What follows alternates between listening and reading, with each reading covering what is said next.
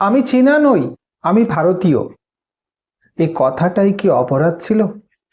ভাবুন তো, একটা ছেলে রাস্তায় দাঁড়িয়ে বলছে নিজের দেশে আমি চীনা নই, আমি ভারতীয়, আর ঠিক এই কথাটাই তার প্রাণ কেড়ে নিল।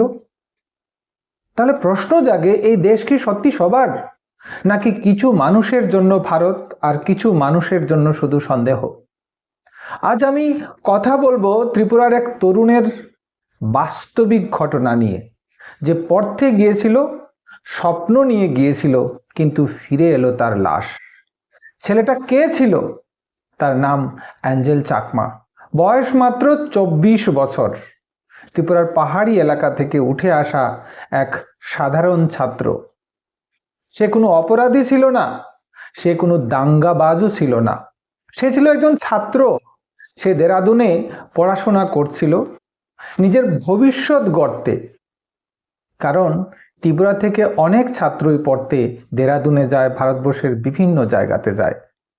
ভালো কলেজ, কম খরচ, তুলনামূলক নিরাপদ শহর, এই বিশ্বাস নিয়ে সে দেরাদুনে গিয়েছিল। কিন্তু প্রশ্ন উঠতে পারে, ত্রিপুরার ছেলে দেরাদুনে কেন? কারণ উত্তর পূর্বের রাজ্যগুলিতে উচ্চশিক্ষার সুযোগ অনেকটাই সীমিত, তাই দিল্লি, ব্যাঙ্গালোর, চেন্নাই, দেরাদুন এই সব শহরগুলি হচ্ছে উত্তর পূর্ব ছাত্রদের জন্য শেষ ভরসা। অ্যাঞ্জেলো সেই ভরসাতেই গিয়েছিল। সে ভাবেনি নিজের চেহারাটাই একদিন তার জন্য বিপদ হয়ে দাঁড়াবে। ঘটনার দিন কি হয়েছিল এবার বলবো। সেই বীভৎস কাণ্ড। ঘটনা শুরু হয় খুব সাধারণভাবে। বাজার থেকে ফেরার সময় হঠাৎ কিছু লোক বলে ওঠে, ইয়ে চাইনিজ, চিংকি, মোমো।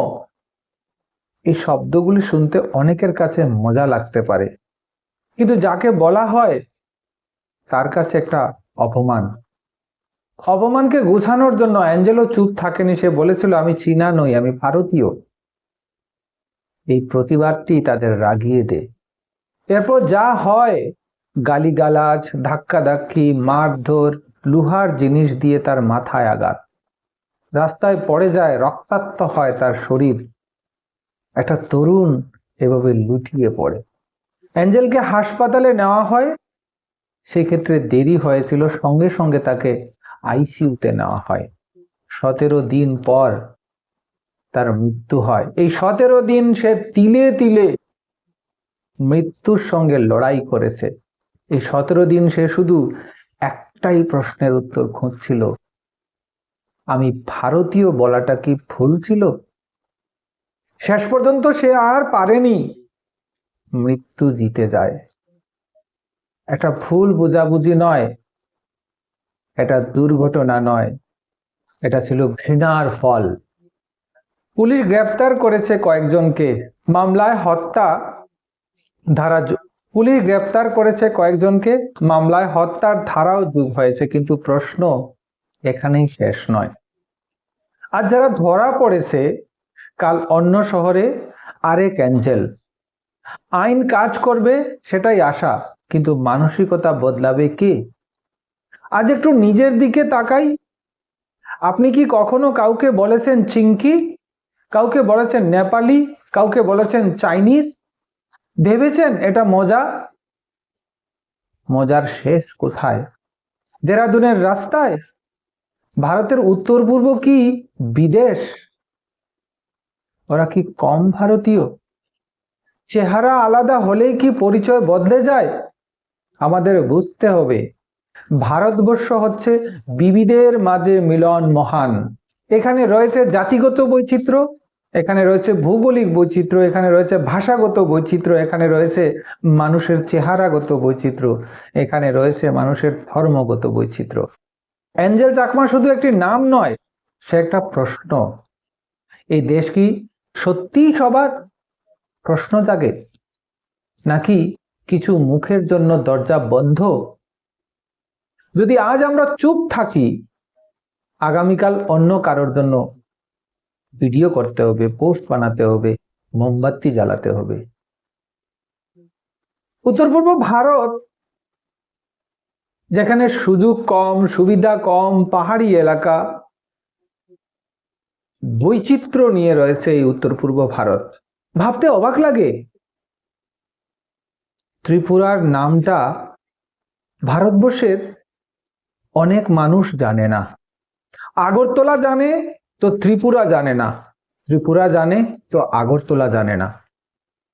আর উত্তর পূর্ব ভারতের যে সেভেন সিস্টার রয়েছে, সেই সেভেন সিস্টারের অনেক রাজ্যের নাম অবাক হয়ে শোনে। অনেক জাতিকে তারা অবাক চোখে দেখে। কেন? আমরা বড় শহরের খবর রাখি না, বড় শহরের ভৌগোলিক নামগুলি আমরা মনে রাখি না। আমরা দেখলে উত্তর পূর্ব ভারতের মানুষ, আমরা পাঞ্জাবিকে দেখলে পাঞ্জাব থেকে এসেছে, হরিয়ানাবিকে দেখলে হরিয়ানা থেকে এসেছে, বা দক্ষিণ ভারত থেকে যে এসেছে তাকে দেখলে আমরা বলতে পারি সে দক্ষিণ ভারতের। কেন আমরা দক্ষিণ ভারতের লোককে উত্তর পূর্ব ভারতে আসলে আমরা আফ্রিকান বলি না, আমরা ভারতীয় বলে গর্ববোধ করি। কারণ আমরা জানি দক্ষিণ ভারতের মানুষের ভৌগোলিক কারণে একটু কৃষ্ণাঙ্গ হয়ে থাকে। ভারতবর্ষকে জানতে ভারতবর্ষের জাতিগত বৈচিত্র্যকে সম্মান করতে হবে। ভারতবর্ষের প্রত্যেকটি জাতি, উপজাতি, জনজাতি, ইন্ডিজিনিয়াস সব মিলিয়ে ভারতবর্ষ। এটা কোনো মব লিঞ্চিং ছিল না, এরা প্যান ন্যাশনালিজম দেখাতে গেছে। তাহলে সত্যিকারের যদি তোমাদের মধ্যে এমন বীরত্ব থেকে থাকে, তাহলে চীনের বর্ডারে গিয়ে দেশকে রক্ষা করো, চীনের আগ্রাসনকে প্রতিরোধ করো। চীনাদের প্রতি ঘৃণা দেখাতে গিয়ে যদি নিজের দেশের মানুষকে এইভাবে পিটিয়ে হত্যা করতে হয়, তাহলে তোমরা চীনা আগ্রাসনকে প্রতিরোধ করতে পারবে? প্রশ্ন জাগে। আবার মোমবাতি মিছিল হবে, আবার প্রতিরোধ হবে, কিছুদিন পর সবাই এই ঘটনাটা ভুলে যাবে। কিন্তু যে এঞ্জেল প্রাণ গেছে তার প্রাণ কেউ ফিরিয়ে দিতে পারবে? যে এঞ্জেলের মা বাবা তাদের সন্তান হারিয়েছে, যে ত্রিপুরার জনগণ তাদের একজন নাগরিককে হারিয়েছে, যে ভারত মাতা তার সন্তানকে হারিয়েছে, সে কি আর ফিরে আসবে? 1947-এর পর থেকে 2025 অবধি এমন ঘটনা হাজার হাজার বার ঘটে থাকে, কিন্তু আমাদের সেই অ্যাওয়ারনেস নেই। আমরা এক ভারত হয়তো কাগজে, আমি ভারতীয় এই পরিচয় যদি কারোর মৃত্যুর কারণ হয়ে থাকে, তাহলে যারা তাকে হত্যা করেছে তারা ভারতীয় নয়, তারা হয়তো পাকিস্তানি, তারা হয়তো চীনা, তারা হয়তো বিদেশি। তাহলে প্রশ্ন জাগে যে এখন কি শরীরের মধ্যে খোদাই করে আমাকে দেখাতে হবে আমি ভারতীয়? চেহারা কি ভারতীয়র পরিচয়? এই ভারতবর্ষে পৃথিবীর সব ধরনের চেহারার মানুষ রয়েছে, এটা ভারতবর্ষের বিভিন্ন কোনায় কোনায় থাকা মানুষের জানা একান্তই দরকার। এই ভিডিওটার উদ্দেশ্য হচ্ছে একদিকে প্রতিবাদ, আরেকদিকে আমরা নর্থ ইস্ট, আমাদের পরিচয় আমরা ভারতীয়, আমাদের পরিচয় আমরা অখণ্ড ভারতের জনগণ।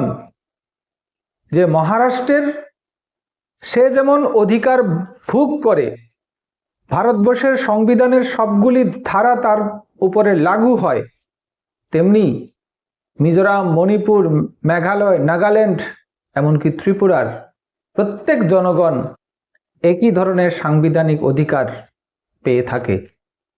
বন্ধ হোক এই ধরনের মূর্খতা, বন্ধ হোক এই ধরনের হত্যা, আর বন্ধ হোক এই ধরনের নগ্ন দেশপ্রেম যা একটি মানুষের প্রাণ কেড়ে নেয়।